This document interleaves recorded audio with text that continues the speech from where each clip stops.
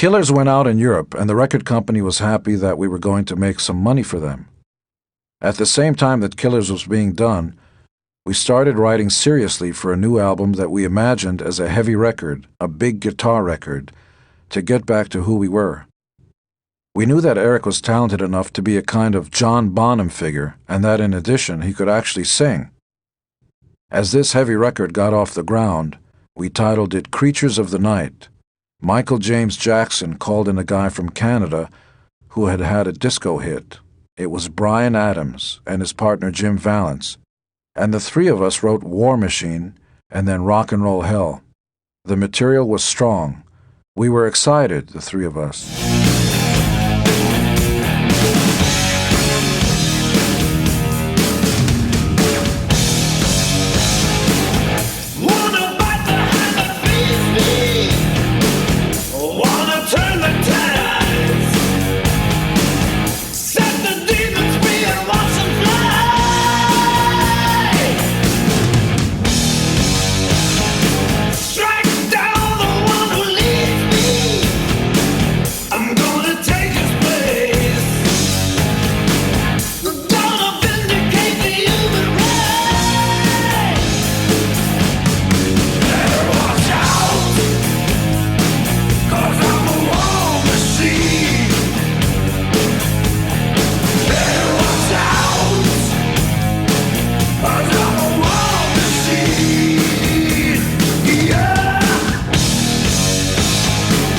I say the three of us because Ace, once again, was nowhere to be found. He refused to come out to California. He never showed up, never played a single note on the record. When we spoke to him, he told us that he was working on his solo material. This was a clear signal that he wanted to leave the band. Still, for some crazy reason, we worked hard to keep him within the band. At one point, Paul drove up to Ace's house to find out what was wrong. Ace launched into a long speech about how he needed a solo career. Paul very reasonably told him he could have both. Ace rejected the idea out of hand, and it became patently obvious that he was going to leave Kiss. In the face of his inevitable departure, we tried to move things along as smoothly as possible. We put his face on the cover and pretended that he played on the album, although he never appeared once. Been on the fire, 16 years, just waiting for his time to come. He fought the lies, fought back the tears. Can't wait to hear that starting gun. There ain't nobody gonna stop on the street. So he held his hands high and screamed, "Get me out of this rock and roll hell, take me far away. Get me out of this rock and roll hell. Get me out of this rock and roll hell. I need to get away. Get me out of this rock and roll hell." Finally, after Gene, Eric Carr, and I convened in L.A. to start work on the next album, Creatures of the Night, Gene and I discussed parting ways with Bill. It was sad and scary to contemplate letting go of someone who had been so instrumental in our careers. It would be a monumental change, not something to take lightly. We had worked with him for almost a decade. Despite what was going wrong, all the good stuff during the formative years wouldn't have happened without Bill. He was instrumental in our development, and he was the glue that kept everybody together. He knew how to press the buttons in each member to keep all of us happy. Each of us felt like his favorite. But we realized we had reached a point where rebuilding Kiss was going to mean getting rid of everything we had known. We were already rid of 2 members, and we had experienced such waste and coddling that it had taken away our autonomy and independence, which is in essence what it's designed to do. Bill's system had catered to our needs, but cut us off from reality. It was life in a bubble, and it was killing us.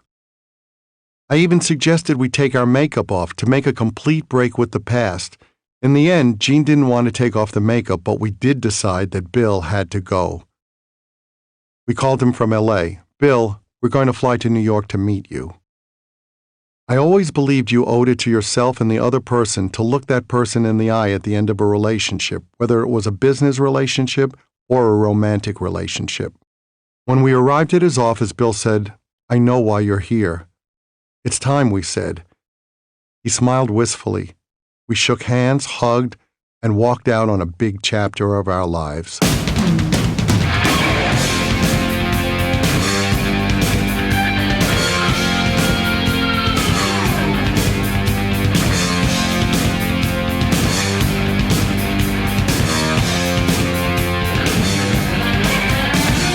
Searching in the darkness, running from the day, hiding from tomorrow, nothing left to say.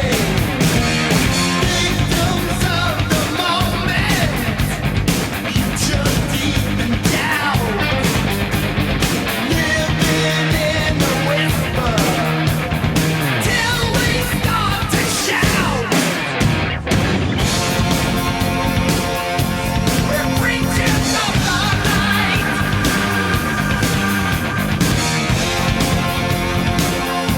We're creatures of the night. As we prepared to make our next album, Creatures of the Night, not a lot of A-list producers were knocking at our door. In fact, people weren't even returning our phone calls. Finally, in the summer of 1982, I scheduled a lunch in LA where we planned to record the album with a guy named Michael James Jackson. We met at a restaurant called The Melting Pot on the corner of La Cienega Boulevard and Melrose. Michael, it turned out, had no real experience with rock and roll bands, though he had just worked with Jesse Colin Young, the founder of the band The Youngbloods, who had had some hits in the 1960s. When we started chatting, Michael said, "What you guys need to do is write some hit songs."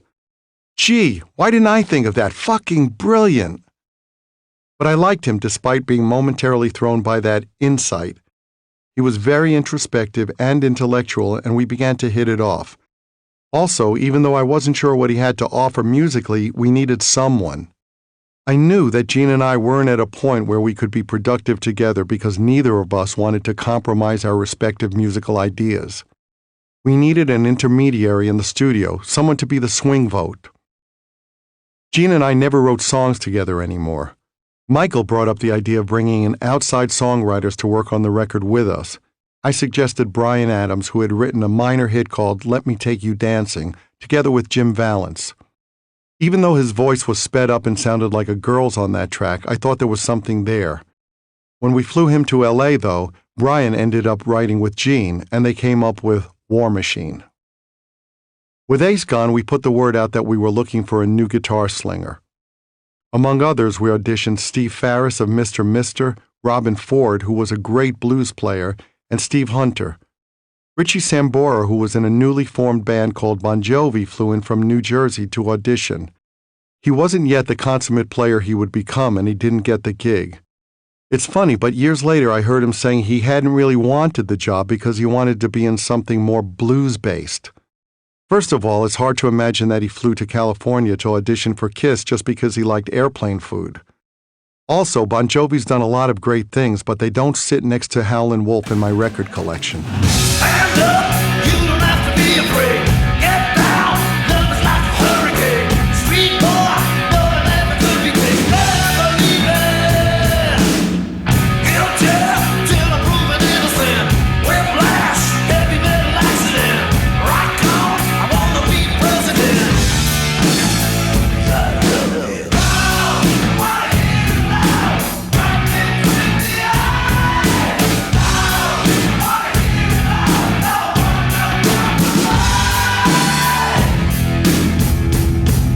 Another person I spoke to was a really sweet young kid named Saul Hudson.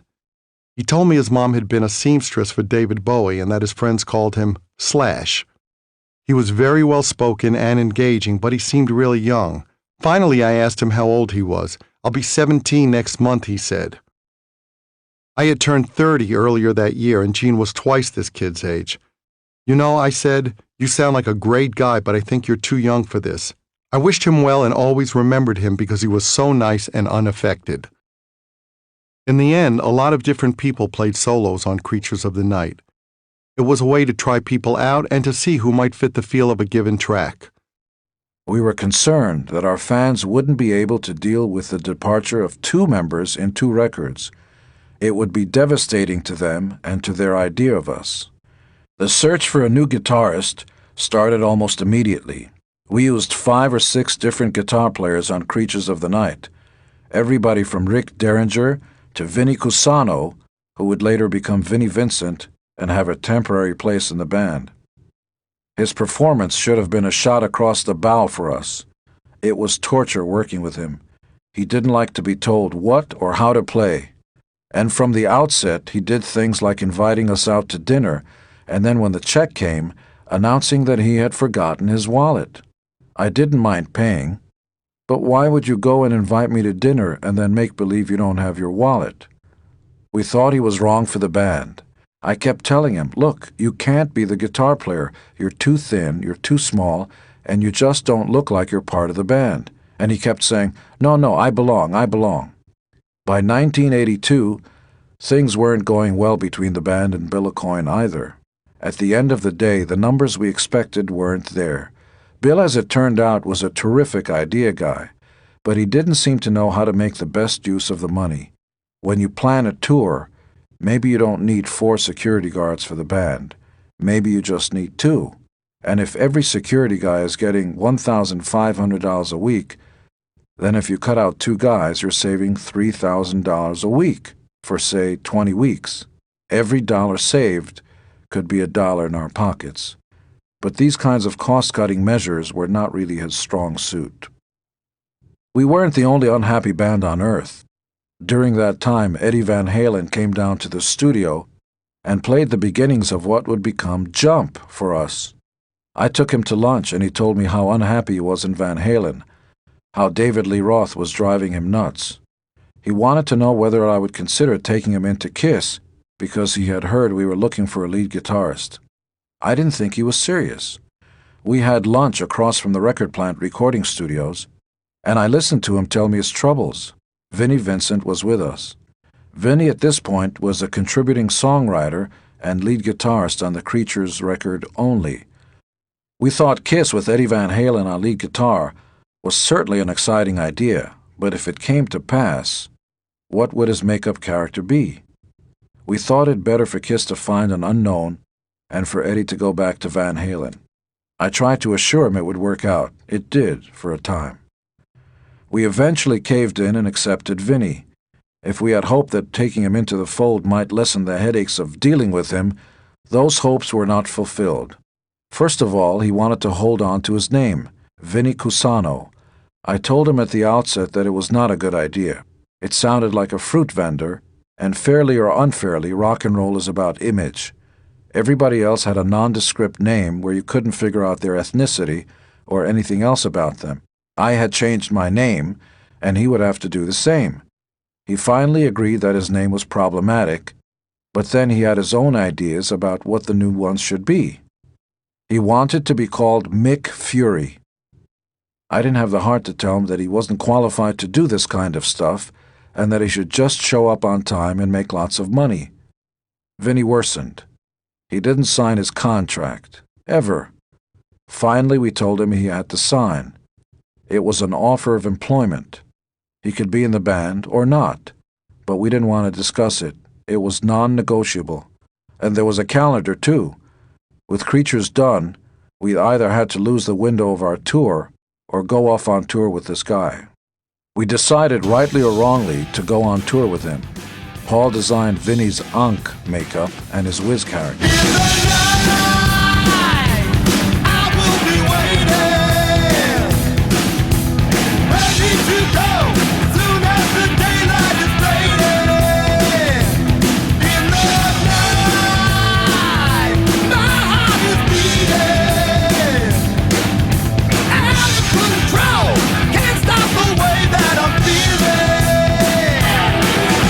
I wanna know how far to go, taking my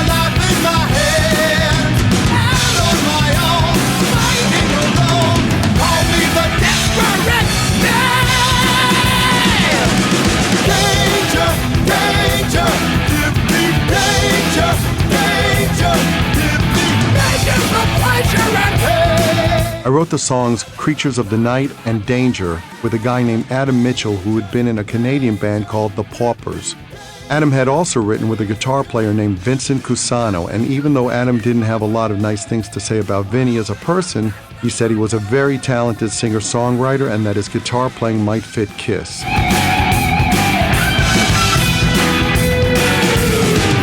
It was a scene that would play out often. People always talked about Vinny's talent and ability, but they never had good things to say about him as a person.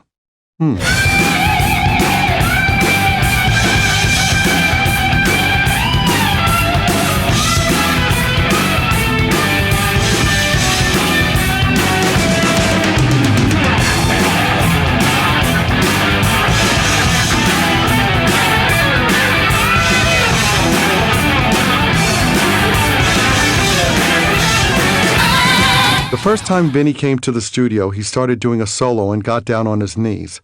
I thought it was one of the goofiest things I'd ever seen. You just didn't do that at an audition. He seemed wrong somehow. He was odd-looking and shifty, but we were between a rock and a hard place, and Vinny ended up playing on a lot of tracks for the album. For us, Creatures was done with the shock and realization of how completely lost we had gotten. The album was a declaration of our intent to get back on track. Eric was relieved as this was what he had expected all along. He was definitely happier all through the recording process. Eddie Van Halen came to the studio one day knowing we were looking for a guitar player. He listened to some of the stuff we had, including a solo on the title track by Steve Farris. "Wow, why don't you get that guy?" asked Eddie. He was blown away. The fact was, we had rehearsed with Farris, but the fit hadn't been right. Eddie was really unhappy at the time and called me at home a few times. He was pretty out of it and he wanted to talk about the Kiss solo albums. "Why did you do it?" he asked. "Why did you go off and do solo albums?" It was clear that this had something to do with his own band, which was in turmoil at the time, but he didn't say exactly what was happening. He seemed to be looking to me for answers, but I was never sure what the question was. One afternoon, a carload of little kids and what I presumed was one of their dads showed up at the studio, and Gene ushered them into the room where we recorded. They gathered around a microphone. They were there to sing background vocals on a song. What the hell? Gene, it turned out, had made a deal with a Hollywood producer. If the guy could send his kids and their friends to sing background vocals on a Kiss song, Gene would get some brownie points for some acting work out of the guy. Are you fucking kidding me? I was furious, and not just because Gene hadn't asked in advance for my okay. He was whoring us out and compromising our album for his own benefit. It offended me that he tried to get acting roles in that way. I had been studying acting long before he had the idea to get into movies. In fact, he had told me he had no interest in acting. To me, the path was obvious. You studied acting and then auditioned for parts. That was the right way to go about it. Gene didn't see it that way. He just went out and brown-nosed his way in. If you walk behind an elephant, you end up cleaning up the shit.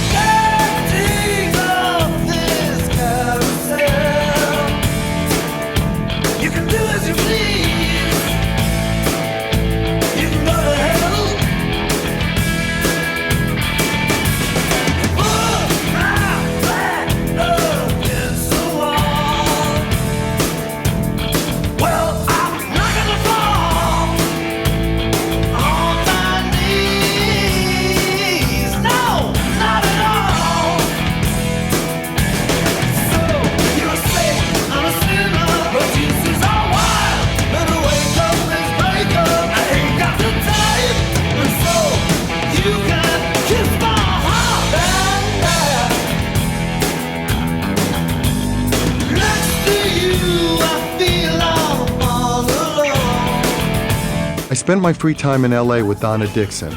Part of the reason I invested so much in Donna was because she still managed to keep me at arm's length, no matter the closeness we had developed. Sometimes Donna would drop out of sight and I wouldn't hear from her for a few days. She was living out of my place when she was in New York, and just before Christmas, I found a new fur coat in the closet. She said she'd taken it from the wardrobe department of something she was working on. It wasn't too long before she blindsided me by suddenly talking about having never been on her own and needing space. I told her that I didn't want to be just another guy dating her and didn't want to share her. Although there were more unanswered questions now and more distance between us, we dropped the subject and didn't bring it up again for a while. Then I saw among her things a little T-shirt with Martha's Vineyard on the front of it. Martha's Vineyard? When had she gone to Martha's Vineyard? She would explain her disappearances away, kind of. I didn't ask too many questions either because I wasn't sure I wanted to know the truth. And anyway, when someone was inconsiderate or dishonest, it reinforced what I thought of myself. This is what I deserve. If only I can get her to like me. Kiss shot a video for I Love It Loud with Ace. Then he went with us to Europe for some lip-synced promotional appearances at the time of the release of Creatures of the Night. He was very fragile, and in Europe he said to me, "I'm on the verge of a nervous breakdown. I can't do this anymore." When we flew back to the States, that was it. Ace was gone for good. Ace, Peter, Bill Aucoin, all gone. People were dropping like flies all around us. Neil Bogart had died of cancer while we were making Creatures. Even though he wasn't involved with the record company anymore, his death severed another tie to our past. Richard Monnier, a recent tour manager and one of my closest friends, was the first person I knew to die of AIDS that same year. And Wally Meyerowitz, one of our booking agents in New York, another buddy and confidant, died from a combination of booze and barbiturates. Where did everybody go? Gene seemed fixated on Hollywood and spent as little time as possible on things related to the band. In his inimitable, dismissive, self-serving style, Gene liked to say, "Well, Paul only wants to be a rock star. I want so much more in life." I didn't understand why everybody was jumping ship. We were still Kiss, and I still looked at the band as my life raft.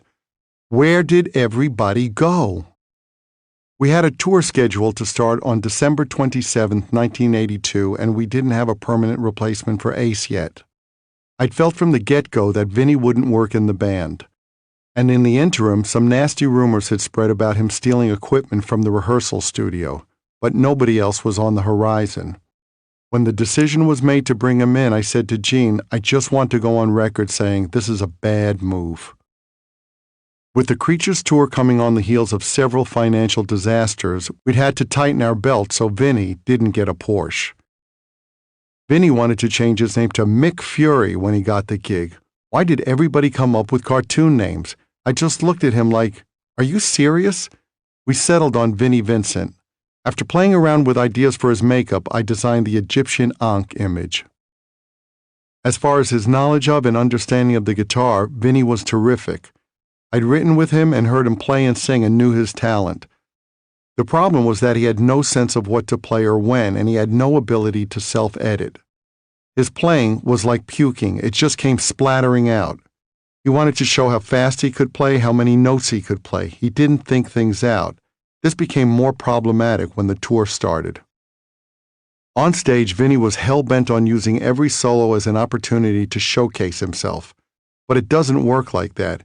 It's all about context. Vinny never seemed to grasp that. He was intensely jealous of guys like Randy Rhoads and Jakey Lee because he thought he was as good as them. He wanted his just due, and his solo spot in the middle of the show became ungodly long. We used to call it the high point of the show because everybody in the audience left to go get high. Not that many people saw his wannabe guitar heroics. The Creatures tour did horrendously in most markets. Before we went on stage, we'd hear, "You wanted the best, you got the best, the hottest band in the land." And we'd walk out to find nobody was there. Sometimes there would be only 1,000 people in an arena that could hold 18,000. We had packed the same venues a few years before, but now, if I threw my guitar pick too far, it sailed over people's heads and landed on the floor. We'd pull into arenas that looked as if somebody had forgotten to turn off the parking lot lights after an event was long over. And then we'd get inside and hear the echo from the main hall and know for sure it was empty. We left blood, as they say in the business. It was a death march for us and for the concert promoters. At first, the instinct was to blame other people.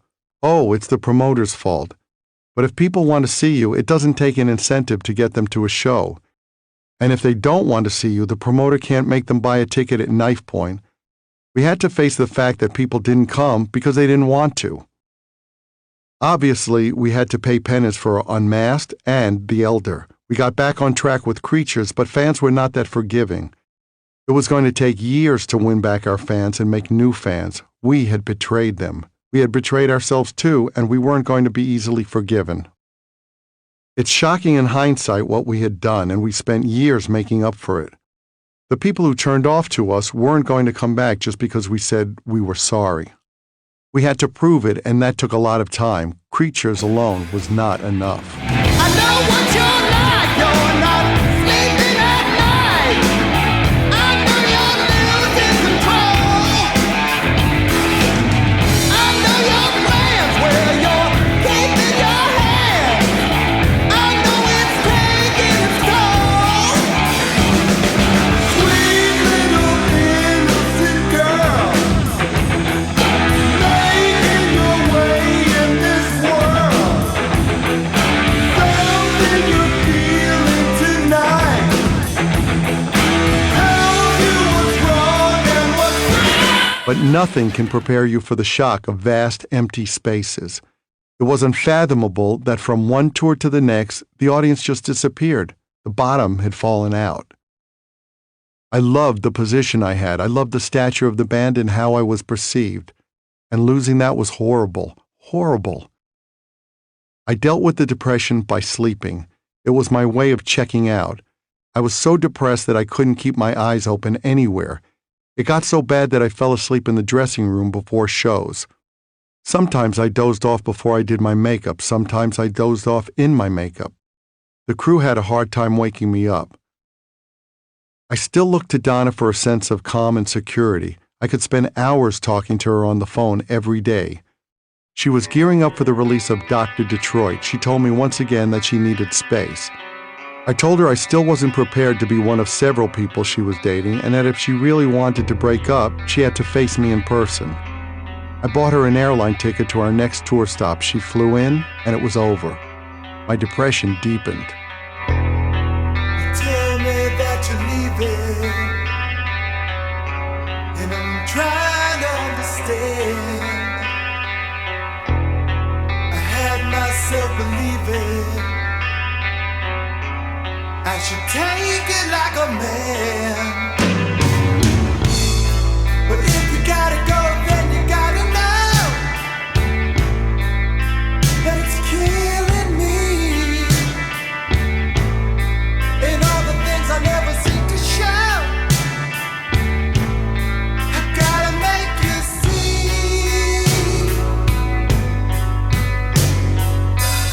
I don't know whether the tour situation or the overall band crisis affected Gene. He wasn't fully vested in the band at that point. After all, he had brought in a carload of kiddies to sing on the album and was clearly looking elsewhere. He's never been one to verbalize his feelings, so it wasn't something we talked about, even though we were both certainly aware of what was happening.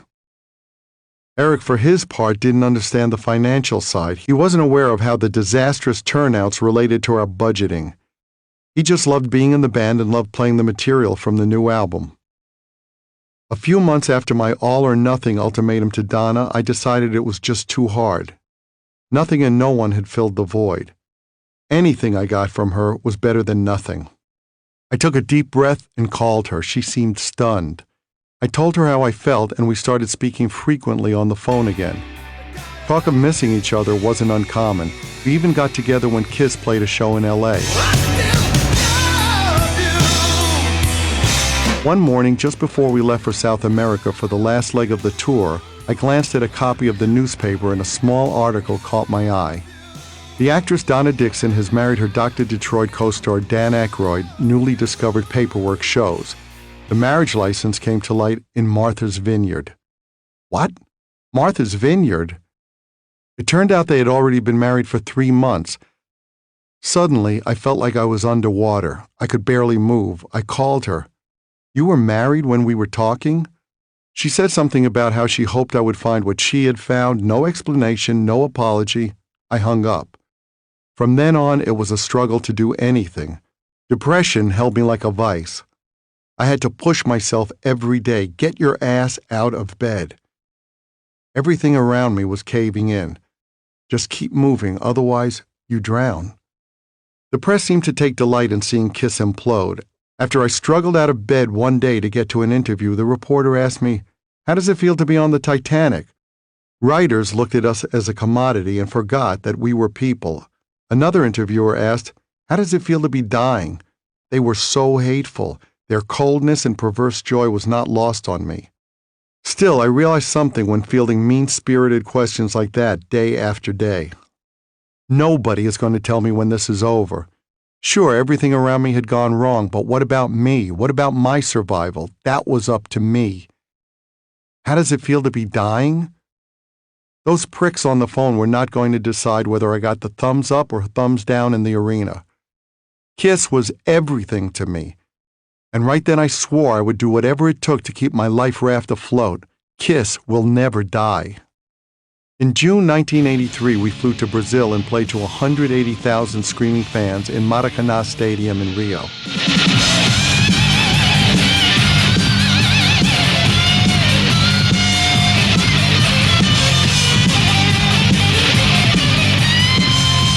It was the biggest audience we had ever performed in front of. Taking the stage in the soccer stadiums of South America, I realized the stadiums we think of as big in the States were minuscule by comparison. Tiny. When you walk into a stadium like Maracanã, you feel like you're in the bottom of an oil drum. Searching in the darkness, running from the dead. I see tomorrow, nothing left to say. Another difference is the security. During the afternoon when we were checking things out, armed militia milled around with dogs. There's no way to describe the amount of energy that a crowd that big puts out. And all the energy was directed at us up on the stage. You might say the air was electric, or that there was a sense of anticipation, hysteria, call it what you will, but when it's all directed at you, it's like a huge wave that can consume you. The amount of power pushing at you is incredible. It can almost take you off your feet. And yet, as exhilarating as it was to play those venues, the writing was on the wall. It was only a matter of how the dominoes were going to fall, not whether they would fall. We could still play the biggest stadiums in South America, but we were in a very shaky position in North America. We knew we had to build Kiss from the ground up all over again. Back in the States, I once again urged Gene to agree to do the most radical thing we could do, take off our makeup. Some people saw this as a bold move. I saw it as our only move. Our U.S. audience hadn't dwindled by chance. It had dwindled because what we were doing no longer rang true. People were tired of what Kiss had become. The Superdome. The inhabitants of New Orleans claim it's the largest covered building in the world. The people who live in Houston say, no, the Astrodome is bigger. The people in New Orleans say, you can fit the Houston Astrodome inside the Louisiana Superdome. Here it's laid for a party for 5,000 people, would you believe? Sometimes there are ball games inside it. You have hundreds of thousands of people. I think 100,000 is about the most. And tonight there's a Kiss concert. Kiss, the rock band, are performing in the Superdome. I asked them what they thought of the current music scene. Everything is changing. There's heavy metal for everyone still, and I think the wave has gotten more commercial, and I enjoy it. I really do. I enjoy everything. I love all kinds of music. Gene, you appear to be doing something awful to him over there. If we can separate you from that for a moment. I'm pinching his butt. Do you know how hard it is to keep a straight face while someone's pinching your butt? You know how hard it is? It's my job. It's my job. Gene, how about your attitude to the current rock scene? What do you think of all the new English music that's coming through, all the synthesizer stuff? Well, first I'd like to state unequivocally that I hate all living things. That's to start off with. Then, I think it's great. I really do. I think it's nice to see shorter people playing little instruments out of little amplifiers. It's all very good. Very healthy. Very good. But we're big people. And we like to play out of big amplifiers. Don't you know that? Yeah, you can go out on the streets and be fairly unnoticed and be kind of regular if you want. Now, that is not to say, exclamation point, that when we go out and we're totally unnoticed. I mean, we look a little strange and not like the ordinary people that are around us. We don't look like you. Eric favors red dresses. I favor red dresses and spiked heels. Paul, one of the things that makes your shows so successful are the incredible special effects. Have you any idea how much they cost? I have no idea how much it costs, but it sure is fun. I think all that stuff makes something better, and it makes the show more dynamic, but a rotten group is a rotten group with all the effects in the world.